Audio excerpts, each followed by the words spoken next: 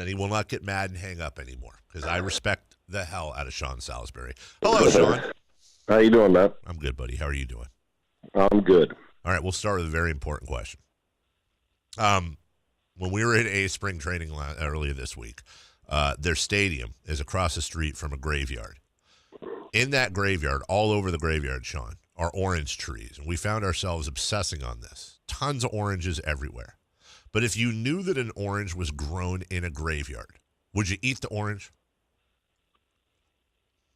Only reason I wouldn't is out of like karma superstition, right? Not because I wouldn't. Not because I wouldn't think it would taste poor or wouldn't be as good, that the ground wasn't as fertile. I would not. As a matter of fact, it's probably really fertile since it's a respect factor to those who have passed. Sure.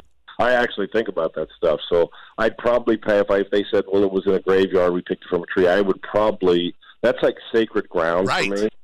And so I wouldn't pick a blade of grass. I mean, I would, I'd clean trash up when I go over and visit my father's grave to put flowers on it once a year minimum on either the anniversary of his death or on his birthday.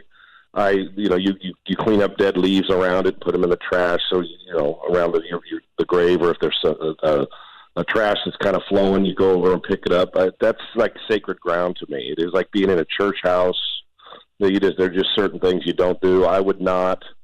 I get why maybe the orange trees make it look really good, surround it so it's a pretty graveyard. But I would not, just on sheer superstition alone. It's like, Dave, I'm just honest to God truth. Other than if I have to, leaving after surgery on my knee where they take you out in a wheelchair, they'll be sitting around a wheelchair and people will be sitting in the waiting room and somebody will sit in the wheelchair. Yeah. It's waiting for somebody, and just a patient will sit in a wheelchair waiting for them to be called. I won't sit in a wheelchair. I don't step on the handicapped blue thing where the parking is. I don't even walk in that space. I walk around it. Sure. That's like superstition. So no, I wouldn't touch the orange. I would give it to somebody else, or I would not eat it from a graveyard just out of pure superstition on holding that graveyard in high regard. Okay, I'm with you on every single thing you just said, especially having a mom with a handicap placard there. So you and I could not be more on the same page. And before we get to real sports, then I have to ask you this, though. You're out in public, and you roll into the men's bathroom. The only bathroom open, the only stall open is a handicap stall, and Sean, you're hurting. You're absolutely. Do you suffer through it because of the karma, or do you make an exception? Here's the only place, sometimes I don't even have to be suffering through it. Right. I first of all make sure that there's nobody waiting for it. If I have to, I don't like to go in a public place. I would not do it. But if it's empty, and I will choose that stall first because it's more space for a tall guy. Right. Honestly, especially if you're walking through the airport and you're like in a coat and tie and you just need space. Yeah, you can hang everything up. Yes. I will never, stand up and pee in a handicapped toilet, because that's just like, come on, man. You can wait for that. But if you're in that gut bomb moment and you got to do it, yes, because I'm tall. Right. But if somebody was waiting, I would not do it just for the fear. What are you doing walking in there, dude? But if I'm first and nobody's in line, it's not a packed like airport or something, I will just for the space. But that's few and far between, because I spend very little time in my life in a public bathroom sitting on a toilet. I won't do that very as often as I possibly can. I will not do it. All right, we've knocked a lot of good stuff out here so far, and we're not even 5 minutes into the interview. And Sean Salisbury joins us. I was trying to get you to laugh before I asked you, and man, I know it hurts your heart, but I got to ask you about USC. I got to ask you about all this stuff coming out. You are a proud Trojan, a proud alum. Yep. And correct me if I'm wrong. And Sean, you're always, if nothing, you're dead honest on stuff. But I believe we've talked before about you getting into college and how you literally had zero shortcuts whatsoever. That your dad would have never allowed that. I think I remember that conversation. But when you hear stuff like this, does it make you want to punch things? How do you feel? Yeah, just for me, I wouldn't have been able to go to USC. I come from a blue-collar family that it was either scholarship or bust. Sure. You know what I'm saying? And my parents did everything they could. But that's part of the reason my dad was so adamant about me playing a sport every season and doing well in school so you could write your own ticket. My dad was one of those. He didn't really want to rely on anybody else to write the ticket for you. So my dad said, "You're going to carve your path, and you're going to do it. If you want to do it, then here's how we're going to do it." And we set a plan, and bingo. Now, my dad was the 180 degrees opposite of a helicopter parent, but my dad was adamant about when you got into something, you finished it. So, and you did it well, and so we would. But it's a disgrace. Here's what I guess as I get older, I try not to do it in any situation, Dave. I honestly, is to bury a full university or a full program or a group of people. I guess what I'm trying to say, I don't like to put an umbrella statement on anything anymore. Right. It's like when we say, I can't believe the Republicans or I can't believe the Democrats. Well, that's not fair.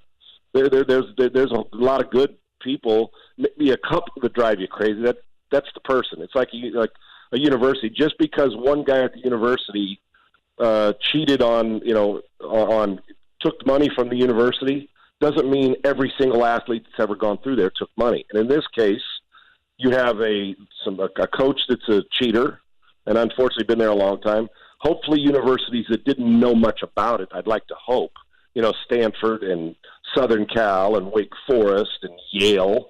I mean, I would like to hope that the president of the university and all that didn't sit back and say, yeah, go, if you can pull it off, pull it off. I think there's more morals, and at least I hope so. But you get a couple bad people that make it bad for everybody. The problem is then we start to think, well, how often has this happened? Is it 65 kids? Is it you don't know? So the story, is going to obviously we're going to find out more about it. But yeah, when you're lumped in with it, people judge this. Every interview I've done since then is like this. That somebody mentions it. Sure. So I think it's a disgrace. I think it can't happen. I feel sorry for the kid that got denied, for that one kid who got in because the parents bought him in, whether it's Felicity Huffman or whether it's Lori Loughlin or any of the other people that weren't celebrities that did it. I think it's a disgrace. If the kid didn't know, if I was the kid, I'd be awfully pissed at my parents, because think how the rest of the students at their former high school or people they're around now are going to say, you didn't earn a bit of this. I personally would take them all out of school, too. They don't belong there. I know even if the kid didn't know, it's not the kid's fault, but kid got in, kid shouldn't be there. Now, if all of a sudden the kid's there, maybe they're a junior and they're they're an A student, you know what I'd think? Is they're cheating on their tests or something. That's how I think. Now, maybe they were really good students and just couldn't get in because, that year that they allow 150 new students in or 500, that you weren't one of the 500. It's competitive. It is. But it's a disgrace. It's a disgrace for those who work hard and don't have money that want to get in. It's a disgrace for those that did get in by buying it in. And I can't believe society that some guy built a business to cheat. I don't understand that. This dude, with Singer is his last name, I believe, builds this business and pubs it in a quiet way, $28 to $30 million worth, builds a business knowing while he's building it that he's doing it to cheat and beat the system. Now you tell me I can't even fathom doing something. Say, you know what? I'm going to raise my life to cheat, to make money, to get a system. And I know people say, well, that happens every day. I just can't fathom it. So yeah, it's a disgrace what happened at SC. If there's big punishment, hand it out. Hand it out to whoever needs it. Get those kids out of school and put the kid who was next on the waiting list, let them come in and transfer to USC or to Yale or to Stanford. Yeah, it's a disgrace, and the coaches think they're eventually that they're going to get away with it. You know what? You rob Peter, you're going to pay Paul. So, yeah, it's a disgrace, and we can laugh at it. But really, there's people that suffer from it because, like I said, I'd have been bummed if I was the one guy who didn't get to get in because they gave a scholarship to a non-football player, and then he quit a day later if I was one of those guys, and I didn't get in and had to go to my second or third or fifth choice. That would suck. So, yeah, it's the elite part of that, and the fact that money can do that for you and you didn't have to earn it is a disgrace.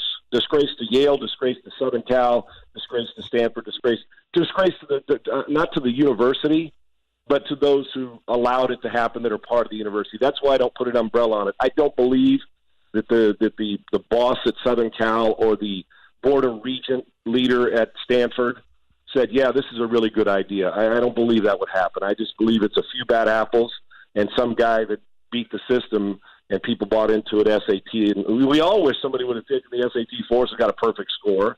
We don't really, but it would have been kind of cool. But to say you did it, but in the end, you realize it's the wrong way. So I can't even fathom doing that. My dad, it's just a disgrace. I would have never been able to be a part of that. Sean Salisbury with us. Sean, mob mentality and groupthink can be dangerous when it comes to sports. But I'm looking at this roster, and I'm looking at Baker Mayfield and Nick Chubb, and now Kareem Hunt, who's going to miss 8 games but be back for the second 8 games of the year, and Duke Johnson and Beckham Jr. and Jarvis Landry, and we haven't even gotten to Myles Garrett or Denzel Ward in that defense. Number one, I wonder if Hugh Jackson's somewhere. I know you know Hugh, just banging his head against a wall. Number two, is it hyperbole to say these guys are going to be really freaking good next year? No, I'm sure Hugh is, and the sad thing about it is Hugh had some chance, and I like Hugh as a person, but it just didn't work for him, and Freddie Kitchens has coached him better. It's just the way it is, man. That's sometimes you got to take the L, and they're a better team without Hugh being there and with what they've done. But I love John Dorsey is not taking the route of the New England Patriots or what Green Bay's done in the past. We got great quarterback. Now, it's worked for the Patriots and at times for Green Bay. But look what Kansas – I'll compare Kansas City to Cleveland in a second, but there is this thought process, and some say, well, New England did it. They don't get stars. They win Super Bowls without paying their players, so let's just do it that way. That doesn't work very often. They got the perfect storm in New England with the best coach ever and the best quarterback ever, where they can let their big-time players go, replace them with somebody who's not as big-time, and that not as big-time turns into a bigger-time player that 3 years later is the guy that they just let go, that kind of player. Right. And in Green Bay, they're finally starting to figure it out. They got to go get Aaron Rodgers some players. It's too big a burden to bear on a quarterback to be able to say, score 37, 38 a week, man, we need you. And for year after year.